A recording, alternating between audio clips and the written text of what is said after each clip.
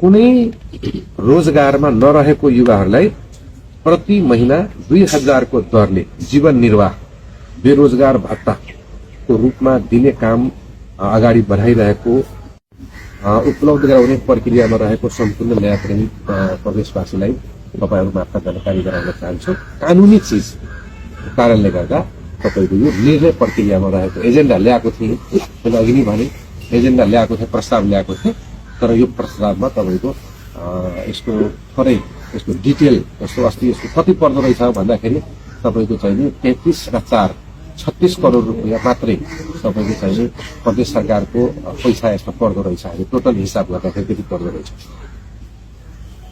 तेस्रो, युवा देशको गहना हुन्, देशका गहना हुन्। सक्षम युवा बिना देश विकासको परिकल्पना पनि गर्न सकिँदैन। योग्यता अनुसारको काम नपाउनु हाम्रो देशमा प्रमुख समस्याको रूपमा रहेको छ।